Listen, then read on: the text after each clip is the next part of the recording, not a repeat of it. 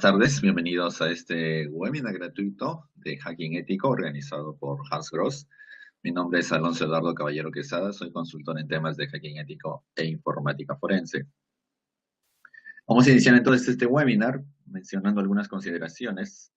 El evento tiene una duración aproximada de 45 minutos. Vamos a dejar una fase final de 15 o 10-15 minutos de preguntas. Para una mejor asimilación del evento, se sugiere tomar las medidas pertinentes para poder tener una recepción adecuada del audio y del video. Por ejemplo, si está en una red compartida, otros usuarios en la misma red, esto podría afectar la recepción del audio y del video, o si en su sistema hay algún tipo de programa o funcionando algo lo cual les consume el ancho de banda, esto también podría afectar a la recepción del audio y del video. Por lo demás, tienen un chat ubicado en el lado izquierdo de sus pantallas por defecto, mediante el cual pueden realizarme todas sus consultas o preguntas. Con mucho gusto yo les responderé. Ok, entonces, vamos a hacer el webinar, una parte teórica, y luego realizaré un ejemplo práctico sobre sobre el tema en cuestión, ¿correcto? Bien. Vamos a empezar definiendo el hacking ético. Y esto suele pasar muy seguido, cuando se pregunta a ciertas personas el definir el término hacker, esto trae instantáneamente a la mente un cuarto oscuro, muchos monitores parpadeando con texto de color verde, pasando por las pantallas, y una persona quien está escribiendo apasionadamente o furiosamente en el teclado. Y la intención aquí de esas acciones es tratar de romper o robar algo. En primera instancia no es relevante cuáles son los propósitos. El arte del hacking sigue siendo el mismo, es decir, cuando asimilamos el concepto de hacking, no necesariamente nos estamos refiriendo a algo malicioso o a algo benigno. En ambos casos, sin mencionar si es maligno o si es benigno la utilización del término, se utiliza un conjunto de herramientas especializadas o específicas, diversas técnicas. Se debe tener un gran conocimiento y una gran experiencia también para evitar los mecanismos de seguridad implementados en las computadoras. Esto va a permitir a alguien, entre comillas, hackear dentro de una computadora o red. Ahora, el propósito detrás de la utilización de estas herramientas y técnicas es realmente lo único en discusión. Mientras algunas personas van a utilizar estas herramientas y estas técnicas para ganancia o beneficio personal, los chicos buenos lo van a utilizar para defender los sistemas y en este proceso, pues, proporcionar información de cómo podrían atrapar a los chicos malos. Cuando hablamos de hacking ético, entonces estamos hablando, en esencia del hacking, de forzar o de hacer algo con una tecnología, siendo específicos, en esta área, de tal manera se comporte de una manera inusual, diferente, la cual no fue concebida cuando se ideó o se creó ese objeto o ese algo. Un ejemplo muy clásico es cuando idearon o gestaron el buscador Google. Bueno, el propósito era indexar páginas web y los usuarios puedan encontrar información. Luego se gestó el término Google Hacking, y lo cual implicaba utilizar el motor de búsqueda Google para encontrar sitios web vulnerables, información sensible como contraseñas, como nombres de usuarios. Es decir, utilizar el motor de búsqueda Google no solamente para encontrar páginas web, sino información sensible, servidores vulnerables, información la cual no debería estar indexada y bueno, una gran cantidad de recursos a través de estas técnicas de Google Hacking. Eso también se verá en el curso, más adelante ya les voy a mencionar ese tema.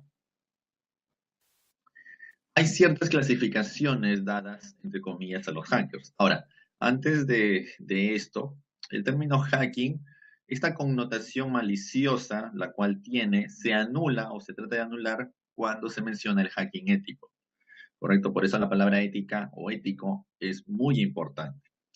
Ahora, en las clasificaciones de los hackers, tenemos 3 clasificaciones, y esto lo van a encontrar de seguro en la mayoría de literatura sobre el tema. Los hackers de sombrero blanco, en inglés en realidad estos términos se han acuñado, o los white hats. Estos son considerados los chicos buenos. Son los hackers éticos quienes son contratados para un objetivo específico de prueba. De tal manera, mejoren la seguridad o también son contratados para propósitos defensivos. Estos no utilizan sus conocimientos o experiencia sin algún consentimiento previo o una autorización previa. A estas personas se les conocen, pues son mejor conocidos como los analistas de seguridad. En el caso de los hackers de sombrero negro o los Black Hat, bueno, son considerados los chicos malos, son los crackers, aunque el término cracker también se acuñó para categorizar a aquellas personas quienes rompían o saltaban las protecciones de software. Por ejemplo, un programa en la cual software el cual se vence a los 30 días una versión de prueba. Bueno, estas personas denominadas crackers podían saltar estas protecciones o anularlas de tal manera un software el cual de prueba el cual caducaba a los 30 días, pues no caducaba nunca. Pero también se utiliza el término crackers para definir a los hackers de sombrero negro. Bueno, estos son quienes utilizan ilegalmente sus conocimientos, ya sea para ganancia personal o intenciones maliciosas. Van a robar o destruir datos y negar el acceso hacia recursos y sistemas. Como comprenderán, no solicitan permiso para hacer esto o no solicitan ningún tipo de autorización. Tenemos una tercera categorización o clasificación, quienes son los hackers de sombrero gris o grey hats. Ahora, es difícil categorizar este grupo, dado el hecho de estar en un limbo, no ser ni buenos ni malos. Hay 2 subconjuntos de hackers de sombrero gris, aquellos quienes son curiosos sobre las herramientas y técnicas de hacking, simplemente es curiosidad, y aquellos quienes sienten como su deber hacer este tipo de acciones, con o sin permiso del cliente, de tal manera demostrar las fallas de seguridad en los sistemas. Deben de recordar, el hacking sin autorización es usualmente un delito en la mayoría de legislaciones. Cuando hablamos de hacking ético, un servicio de hacking ético, lo cual es muy común, se debe tener presente, es un servicio, un proyecto como cualquier otro, ¿correcto? Y tiene una gestión, tiene una preparación previa antes de realizar cualquier tipo de prueba. Muy bien. ¿Cuáles son los tipos de ataques más comunes? Bueno, veamos. Aquí vamos a empezar por los ataques del sistema operativo.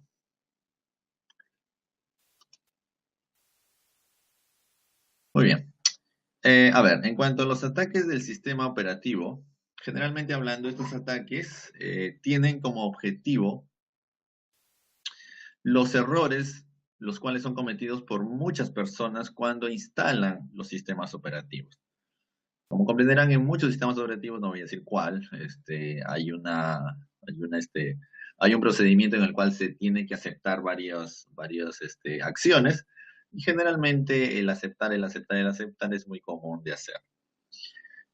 También es muy común dejar cuentas de administrador sin contraseñas, dejar puertos abiertos sin ser requeridos, o cuentas las cuales pueden ser fácilmente adivinadas. Estos son simplemente algunos de los ejemplos cuando se hace una instalación sin tener las consideraciones pertinentes. Adicionalmente, los sistemas operativos no necesariamente son publicados de una manera segura o no son puestos a la venta con una funcionalidad segura.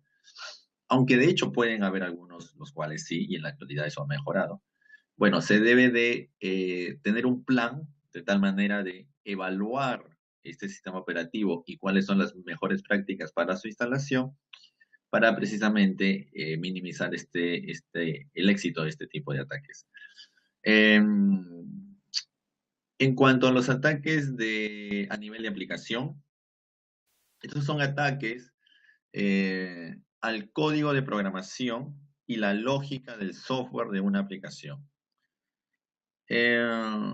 Aunque de hecho ya en la actualidad muchas personas son conscientes, deben asegurar sus sistemas operativos y sus redes, en la actualidad es sorprendente cuán frecuente es encontrar, por ejemplo, aplicaciones funcionando sobre un sistema operativo o sobre una red, la cual no está correctamente asegurada. Bueno, muchas aplicaciones, como comprenderán, no son evaluadas para encontrar vulnerabilidades como parte de su proceso de creación o de desarrollo o el ciclo de vida del desarrollo del software.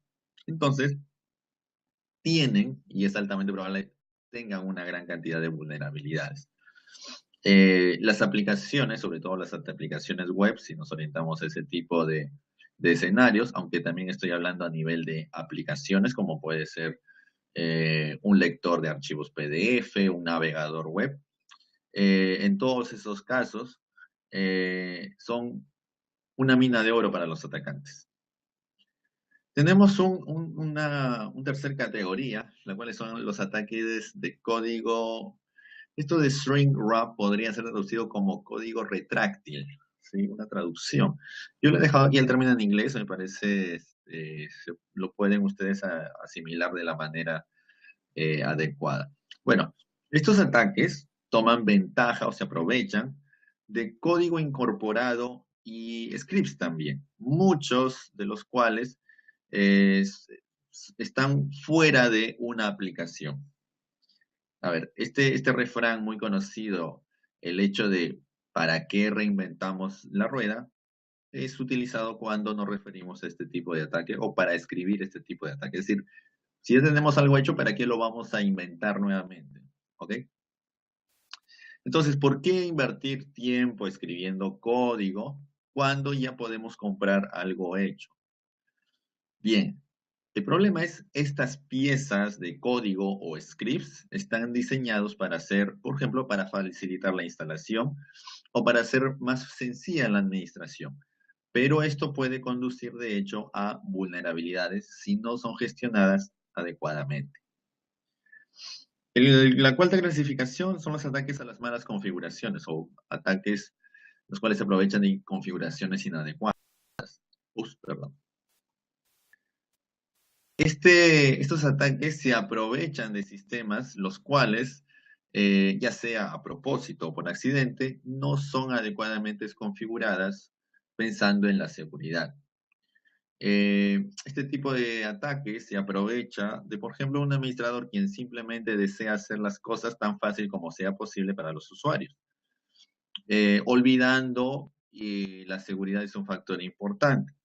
Entonces, si a un usuario se le da la capacidad de poder tener los privilegios de administrador en su sistema, es una práctica inadecuada. ¿Correcto? Los usuarios de una organización o en una empresa o, bueno, cualquier usuario debería utilizar la cuenta menos privilegiada y para ciertas acciones sí utiliza cuentas privilegiadas. Entonces, como comprenderán, este escenario también es muy apetecible para los atacantes. ¿Ok? Bien. Por favor, si me van formulando sus preguntas, más adelante ya pasaremos a responderlas.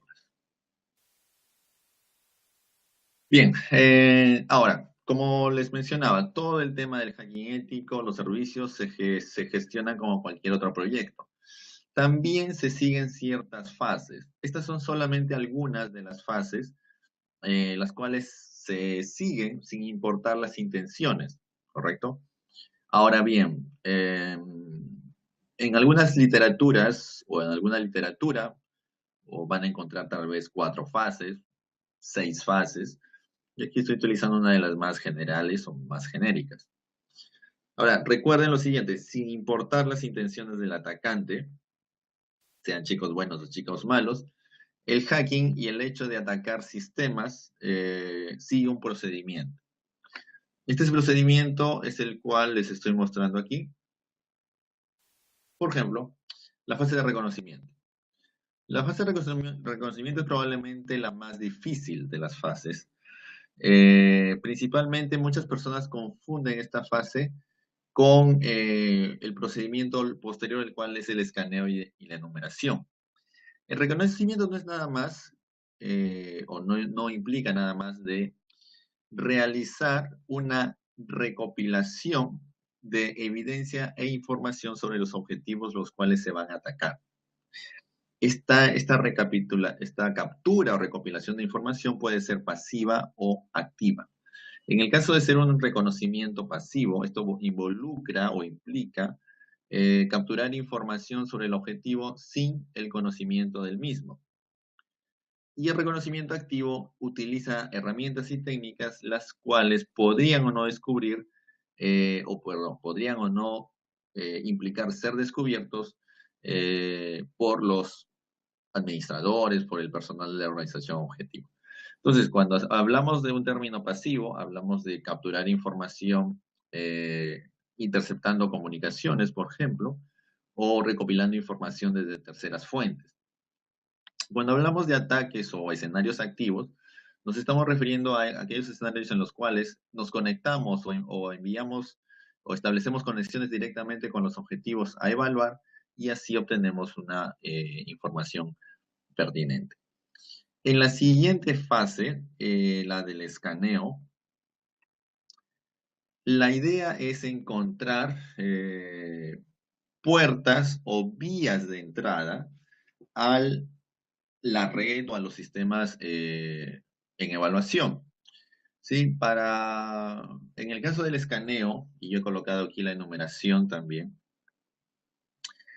los profesionales de seguridad van a tomar la información obtenida en la fase anterior. Se utilizan técnicas también y herramientas para tratar de obtener información mucho más profunda sobre los objetivos. Esto podría ser tan simple como enviar ciertos paquetes y saber cuáles sistemas están funcionando o no, hacer un mapa de la red, y podría ser algo tan complejo como utilizar un escáner de vulnerabilidades para determinar cuáles son las vulnerabilidades presentes en esos sistemas. Como comprenderán, aquí sí estamos hablando de 500 máquinas, 1000 máquinas, esto es toda una gestión y es todo un trabajo el cual es de muy amplia magnitud. Una tercera fase es la de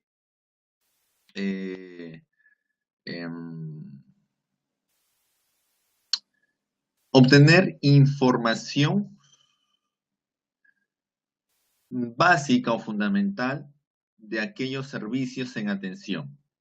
Con el escaneo, bueno, entre los diversos tipos de escaneos, cuando nosotros descubrimos los puertos abiertos, podemos recopilar mayor información desde esos puertos y la fase de enumeración me permite encontrar ese tipo de información, por ejemplo, cuentas de usuarios, recursos compartidos, versiones de sistemas, versiones de aplicaciones, todo con la intención de proporcionar datos a las fases posteriores y yo pueda identificar vulnerabilidades.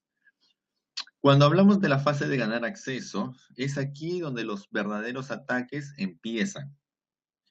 Ya habiendo enumerado los objetivos, estos ataques van a intentar acceder mediante aquellas aberturas o aquellas vulnerabilidades descubiertas, de tal manera poder realizar cierta acción en el sistema.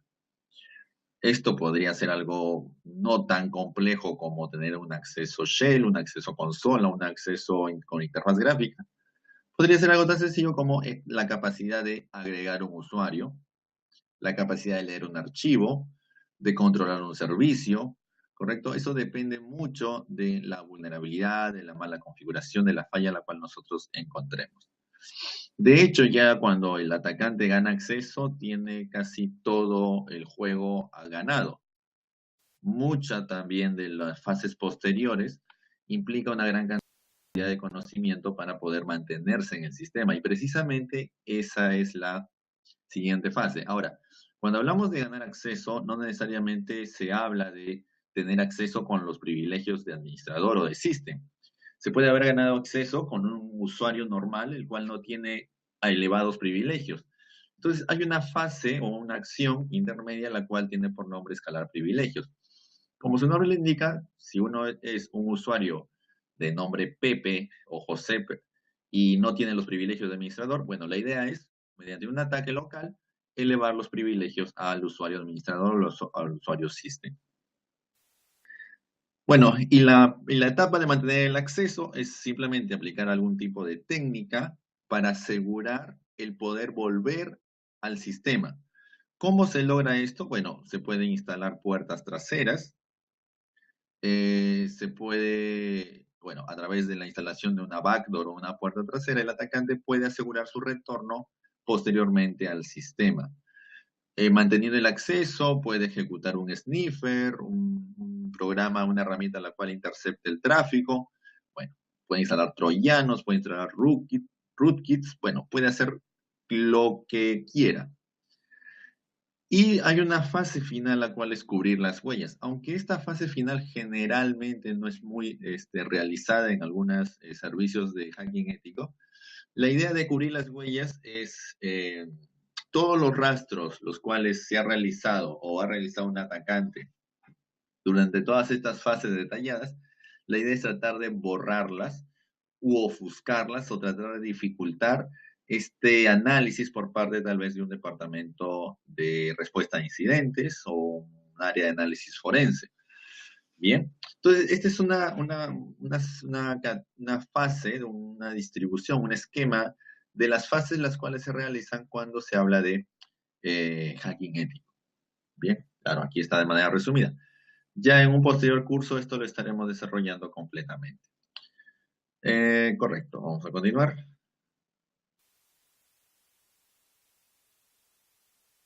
Ahora, cuando hablamos de hacking ético, de hecho debemos de hablar de un hacker ético. Bien, un hacker ético es alguien quien va a emplear las mismas herramientas y técnicas utilizadas por un criminal con el apoyo y la aprobación completa del cliente.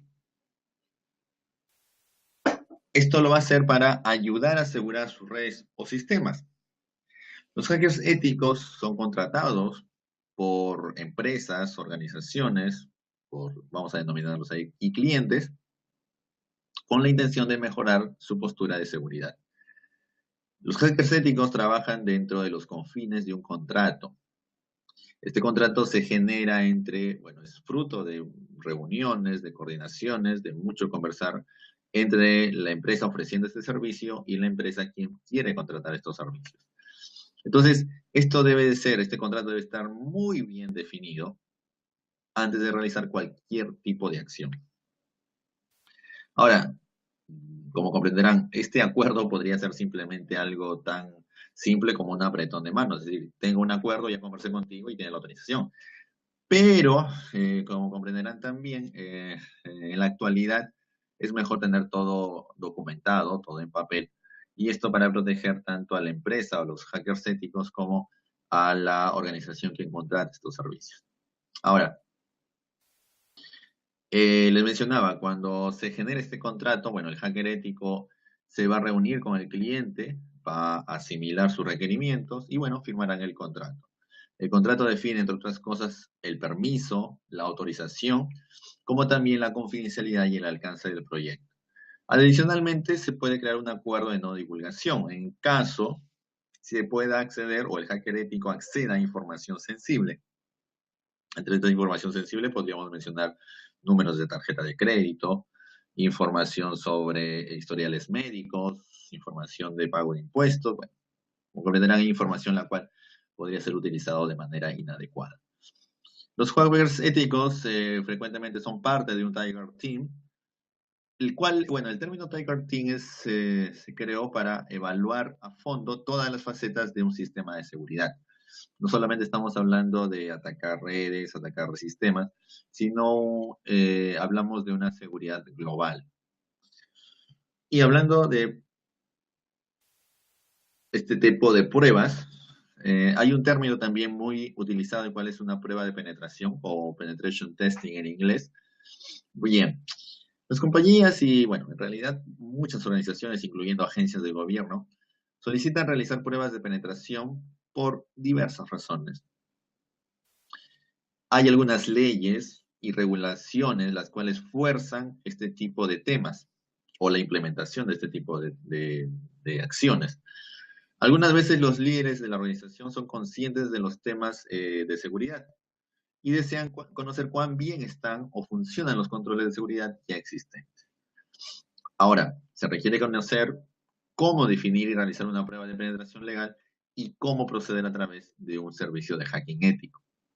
En el caso de una prueba de penetración o pen testing, es una prueba de gran escala, claramente definida de los controles de seguridad de un sistema o red. Esto con el propósito de identificar cuáles son los riesgos de seguridad y las vulnerabilidades. Hay tres fases principales aquí: la preparación, la evaluación y la conclusión. De hecho, también se sigue todo un procedimiento similar al del hacking ético.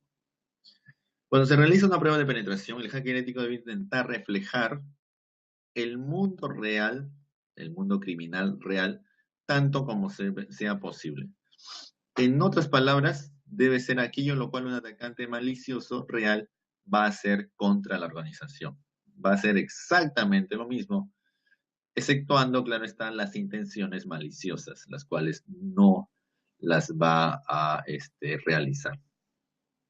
Hay tres tipos diferentes de tipos de pruebas cuando nos abocamos netamente al tema de las pruebas de penetración o pen testing. Hablamos de las pruebas de tipo caja negra o black box, en la cual se tiene poco o nulo conocimiento de la organización, tal vez un nombre de dominio, una URL, el nombre de la empresa. Y todo el proceso de evaluación lo debe realizar el atacante o el profesional en pruebas de penetración o el hacker ético. Las pruebas de caja blanca son aquellas en las cuales la organización, el cliente proporciona algo de información. Podría ser información como el mapa de la red, versiones de los sistemas operativos, información sobre mecanismos de seguridad. Esto, como comprenderán, ayuda y facilita en algo las pruebas porque tenemos información y es información exacta de la organización. Entonces podemos concentrarnos más en los ataques. Y en el caso de las pruebas de caja gris son una mezcla, es decir, un escenario en donde se aplica una prueba de caja gris o gray box es simular ser un atacante quien ya tiene acceso al sistema. Por ejemplo, simular ser un atacante interno el cual tiene una conexión en el área de contabilidad, por así decirlo. Y a partir de ese punto, evaluar y ver qué acciones o cuáles acciones podría realizar un atacante si ya tiene ese escenario. Es decir, el escenario es un usuario como si fuese un trabajador del área de contabilidad.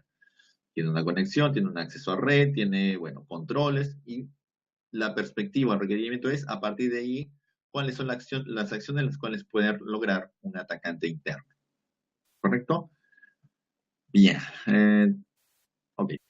Bien, si tuviera una consulta o pregunta sobre esta primera parte, yo tengo aquí bueno, vamos a hacer una ligera demostración, vamos a hacer una demo, pero si alguien tiene una consulta o pregunta, por favor, me la formula.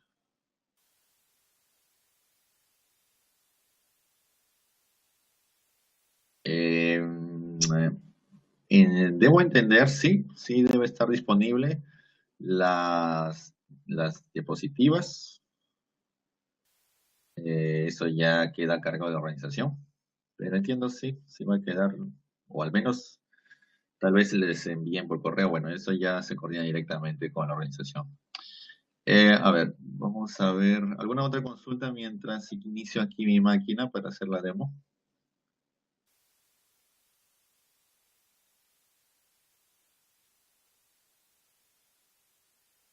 Ok, voy a hacer lo siguiente.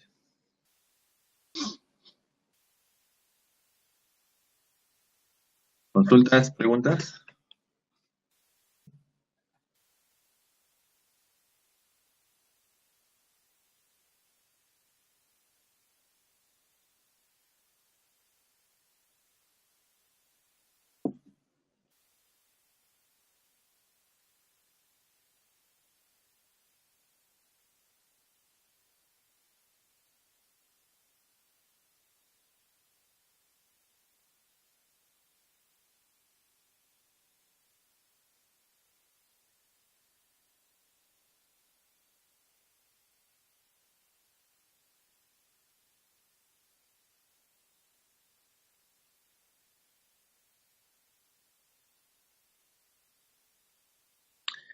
Bien, yo aquí tengo una máquina virtual de Kali Linux, ¿sí? Voy a hacer una demo. Esta demo implicará lo siguiente. Vamos a hacer uno de esos clásicos ataques. En la actualidad, como, bueno, podrán comprender, eh, es más, uno de los escenarios más comunes es atacar a los usuarios. Es decir, un usuario el cual está, digamos, trabajando en el área legal, trabajando en el área de contabilidad, en el área de recursos humanos, ¿correcto? La idea es atacar al eslabón supuestamente más débil de toda la organización. ¿Correcto? Entonces, yo voy a hacer algo, bueno, voy a tratar de hacer lo siguiente. Eh, Voy a utilizar Deploy Framework.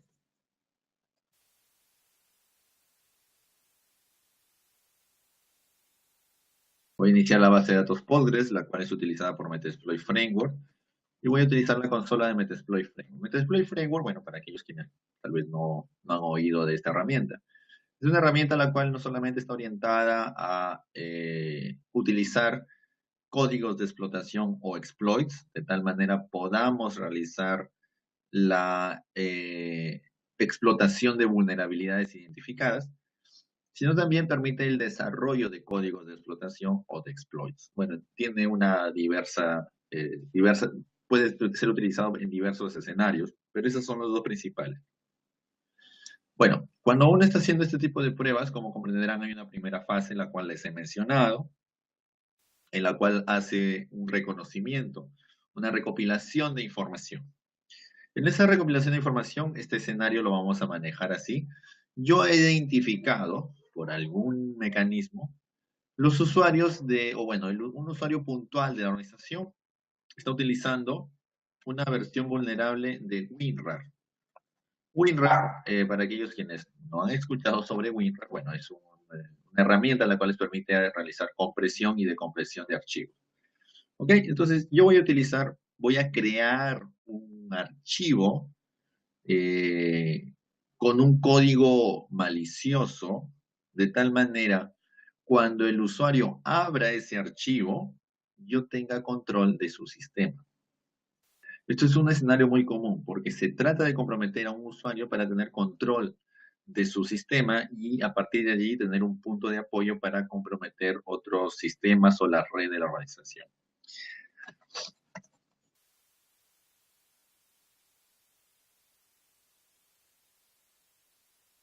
En este caso, por ejemplo, me dice precisamente eso. Debo definir un nombre. Este módulo abusa una vulnerabilidad de suplantación de nombres de archivo en WinRAR. ¿Okay? Entonces, la idea va a ser la siguiente. Yo voy a utilizar este módulo. Perdón, es use. Estoy equivocando. Show options para mostrar las opciones. Las opciones por defecto son el nombre del archivo, comprimido en este caso. Yo le voy a poner al archivo contrato. Lo voy a poner todo en minúsculas para no tener problema. Este va a ser el nombre del archivo de salida, es decir, el nombre con el cual el usuario o mi víctima va a ver en su sistema. Y dentro de ese archivo comprimido va a haber un archivo, el cual va a tener un nombre falsificado. ¿Sí? Ese nombre será, le voy a poner algo más atractivo. Ya.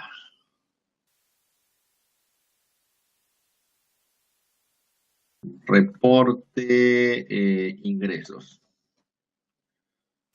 Solamente por propósitos de la demostración, ¿sí? Bueno, ustedes ya le pueden poner mayúsculas, minúsculas, formatear el nombre bien bonito, simplemente reporte ingresos. Correcto. Esto me va a generar un archivo. Ahora bien, Yo tengo la opción de elegir cuál va a ser la acción cuando el usuario, en este caso, haga tal proceso. Y yo, en primera instancia, quiero tener control de su sistema a través de lo denominado como un payload. Es decir, el payload, o traducido al español sería como carga útil, va a ser la acción la cual se realiza cuando yo exploto la vulnerabilidad con un código de explotación o un exploit. Yo puedo definir ese payload con este comando.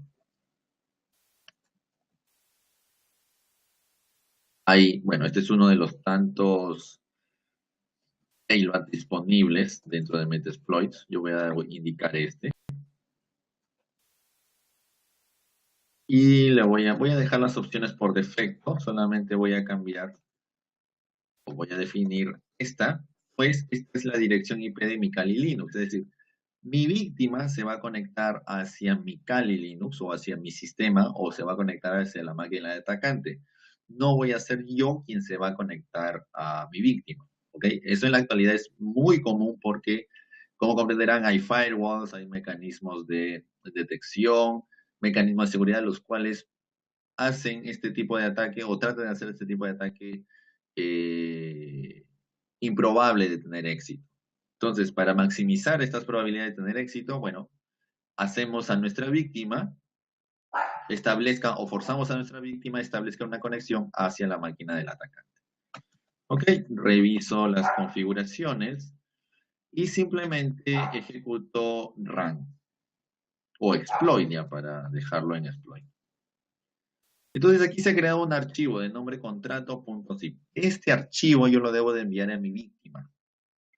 Ahora, una manera muy sencilla de hacerlo sería, yo esto lo copio en un servidor web, no sé, bueno, en este caso lo voy a hacer en mi máquina local, pero el atacante podría utilizar un servidor web comprometido en la China para hospedar este archivo malicioso. Entonces yo lo voy a guardar en mi servidor web. Voy a iniciar el servicio de Apache. ¿Ok? Entonces, mi víctima simplemente deberá descargar ese archivo. Ahora, antes de eso, yo necesito indicar a mi máquina, en este caso a Metaexplotable, como me va a llegar una conexión de mi víctima, yo debo indicar cómo gestionar esa conexión. ¿Sí? Entonces, repito el escenario. Mi víctima, cuando visualice ese archivo, el cual tiene un código de explotación o un exploit, se va a conectar a mi máquina, pero yo debo indicarle en este caso, Metasploit Framework, cómo gestionar esa conexión. Entonces le indico eso utilizando un manejador genérico, el cual es el multi-handler. Defino el mismo payload, el cual he definido hace un momento. Y simplemente, bueno, vuelvo a definir el lhost de la dirección IP de mi Kali Linux, de la máquina del atacante, por así decirlo. Ya lo tengo configurado. Nuevamente ejecuto exploit y ya tengo un manejador o alguien atendiendo en el puerto 444 por defecto, esperando llegue una conexión de mi víctima o de mis víctimas, porque esto lo puedo hacer en masa. Ok, entonces mi víctima simplemente debe de descargar el archivo. Vamos a ver si esto es posible. Aquí lo tengo.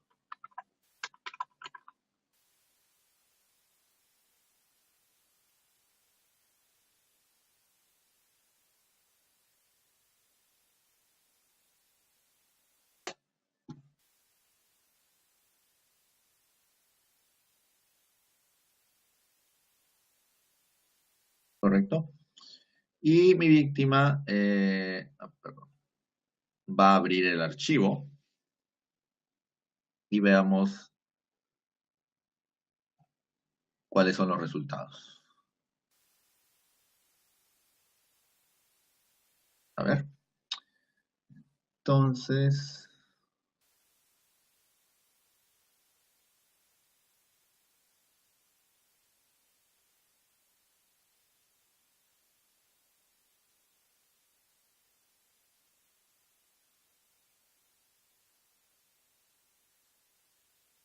Perfecto. Ahí se ha aperturado una sesión de Meterpreter. Meterpreter es un mega payload, por así denominarlo. Es decir, es un payload, una carga útil, la cual le permite realizar una gran cantidad de acciones sobre mi víctima. Yo puedo escribir, por ejemplo, sysinfo y obtener información sobre el sistema de mi víctima. En este caso me dices el nombre de la computadora, el sistema operativo, la arquitectura, el lenguaje, grupo de trabajo, número de usuarios logueados. Bueno, puedo hacer diversas acciones. Un listado de procesos. Puedo saber cuál es el proceso con el cual yo estoy interactuando, el 3240, el cual está aquí, el cual es un nombre pseudo aleatorio almacenado en esta ruta. Puedo saber cuáles son mis privilegios. Get UID, tengo los privilegios del usuario administrador, eso está muy bien. Y bueno, ya a partir de aquí el atacante puede hacer cualquier acción. Ahora, solo para demostrarles, cuando el atacante tiene privilegio de administrador, bueno, tienes control del sistema, control total. Ahora, el usuario administrador no es quien tiene los máximos privilegios, en realidad es el usuario system. Entonces, si yo soy administrador, puedo elevar los privilegios a system. En este caso, el sistema me permite utilizar este comando, get system, para elevar los privilegios al usuario system. Si yo vuelvo a ejecutar get UID, ahora tengo los privilegios del usuario system. Entre las diversas acciones, por ejemplo, una vez realizada la explotación, tenemos una fase denominada como la fase de post-explotación, es decir, la fase posterior a la explotación, donde el atacante puede realizar diversas acciones, capturar archivos conteniendo contraseñas, buscar por información sensible, tal vez reportes, hojas de cálculo, llaves de cifrado, buscar información para poder establecer conexiones hacia otros sistemas. Bueno, son muchas las acciones las cuales puede realizar un atacante. Entre estas, bueno, tal vez una de las más visuales es hacer un volcado de las contraseñas de este sistema. ¿Sí? En este caso, con el comando hashdown, puede hacer un volcado de las contraseñas. Pueden ver allí el usuario administrador, bueno, el usuario invitado y otros más por defecto instalados en un sistema Windows.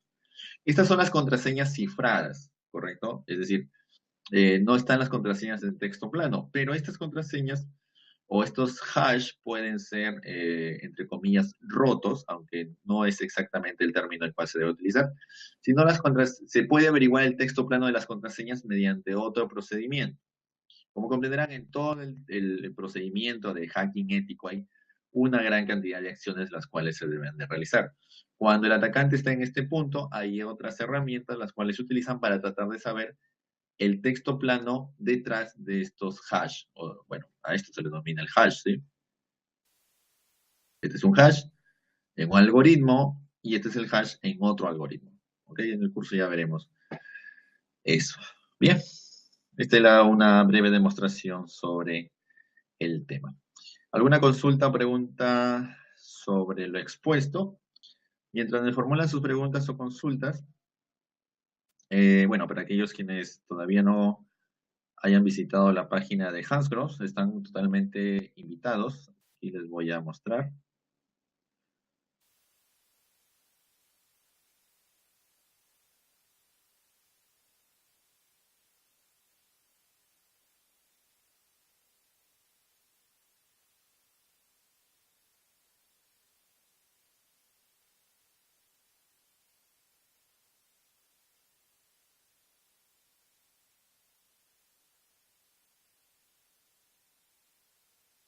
Ahí tienen la dirección.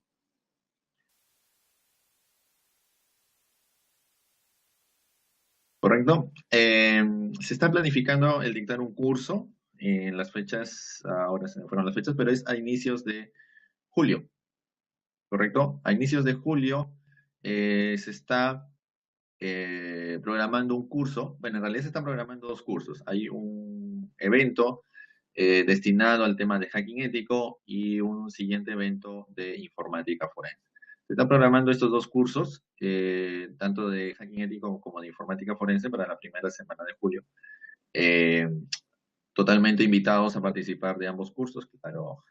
quien lo dictará seré yo. Gracias por esa invitación a Hans Gross.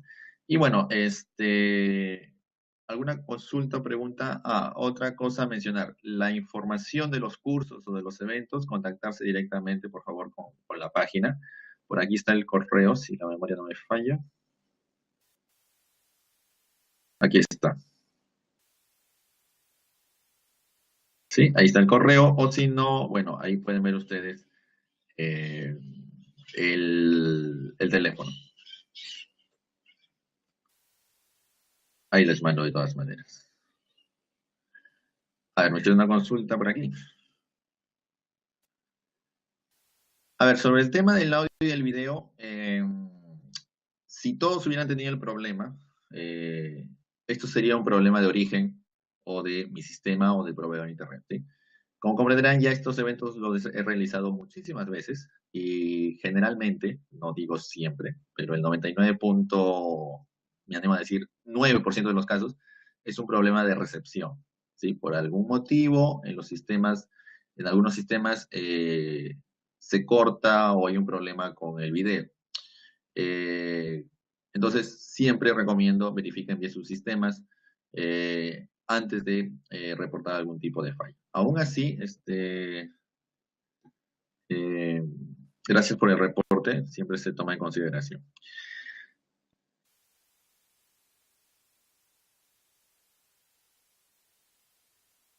Bueno, el tema de los virus es un tema muy amplio. A ver, hay personas dedicadas netamente al tema. En realidad ya no se les denomina virus como tal, sino malware de manera general. El malware agrupa diferentes familias, entre ellas a los virus. En la actualidad es muy común hablar de malware, pero este malware tiene diversos propósitos. Un malware puede tener el propósito de robar credenciales, otro malware puede tener el propósito de utilizar su sistema para hacer denegaciones de servicio. Otro malware puede tener el propósito de cifrar sus archivos y pedir un rescate, tan de moda en la actualidad.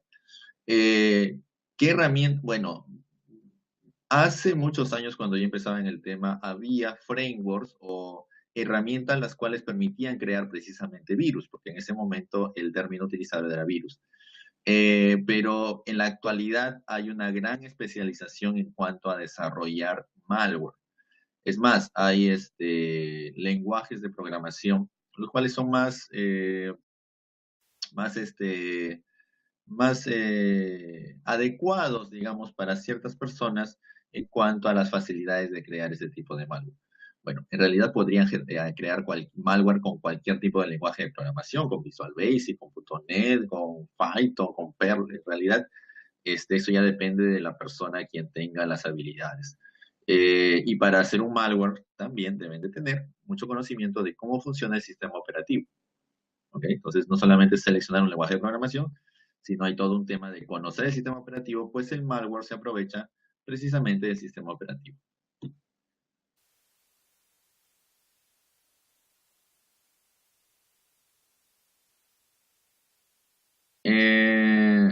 Emplean para crear estos virus.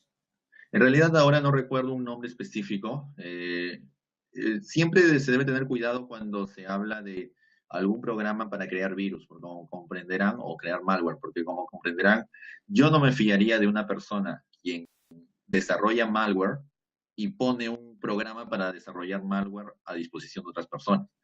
Siendo un pensamiento malicioso, diría que ese programa que te dice crear malware o virus, yo pensaría ese programa ya tiene un malware dentro y va a comprometer tu sistema. Yo eso lo vería con mucho, mucho cuidado. Ya, ¿cómo se identifica el usuario más débil o más propenso? Precisamente eso es todo un proceso de hacking ético. Es decir, yo aquí he mencionado algunas consideraciones por cuestiones de tiempo. Como verán en el curso, voy a mencionar algunas consideraciones de todo el proceso, el cual les ayuda precisamente a conocer eso. Para darle algunos alcances, uno podría identificar esto a través de recopilación de información de la organización, a través de las redes sociales, a través de los perfiles de los usuarios, a través de información desde la propia página web de la empresa, a través de ingeniería social. Es decir, hay muchas acciones las cuales se pueden utilizar precisamente para obtener este tipo de información y luego realizar los ataques. Hay mucho de preparación para realizar los ataques. No simplemente es utilizar una herramienta y lanzar algo porque es improbable tenga éxito si no se realiza adecuadamente. ¿Ok?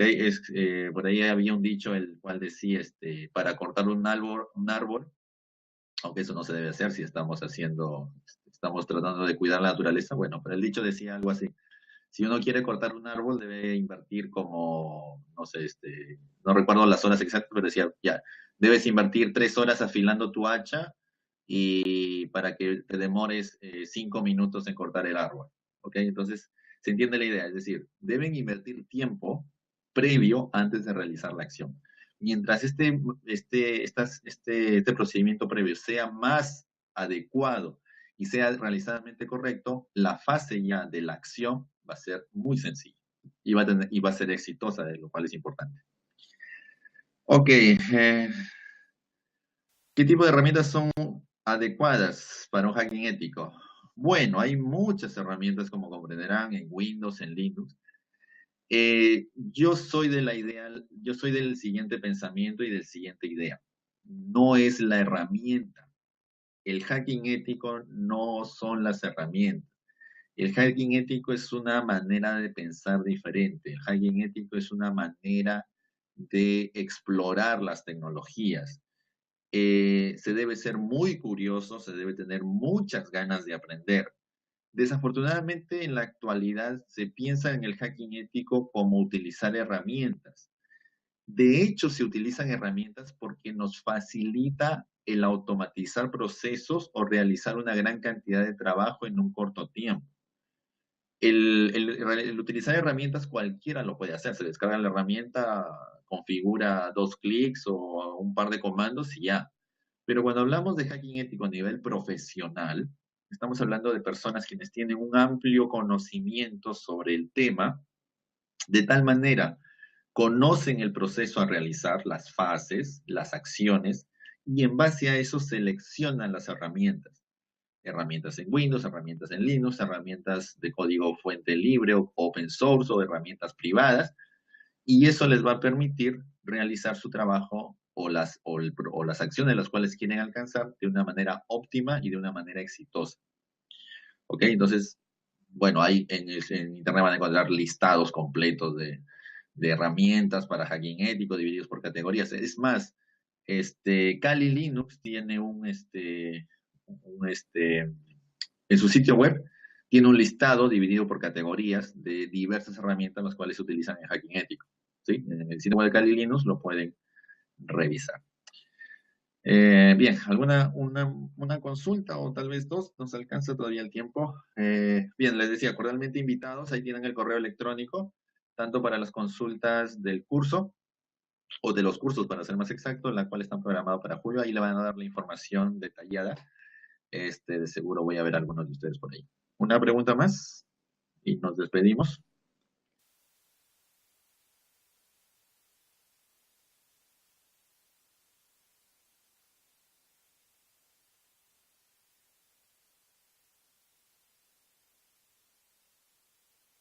Ahí está. Gracias por la información. Sí. Ahí tienen el Facebook de Hans Gross. Ahí pueden encontrar la información más actualizada sobre los eventos. Esto estamos dictando de hacking ético. En la continuación sigue el de informática forense. ¿Ok? Ya están cordialmente invitados también. Bien, entonces no hay más consultas, no hay preguntas. Igual, cualquier consulta o pregunta directamente a Hans Gross, o si es alguna pregunta técnica, bueno, también podrían consultar a mi persona. Gracias en verdad por su participación. Es muy agradable poder responder consultas y realizar este tipo de eventos. Gracias, que tengan buenas tardes y conmigo será hasta una próxima oportunidad. Gracias, chao.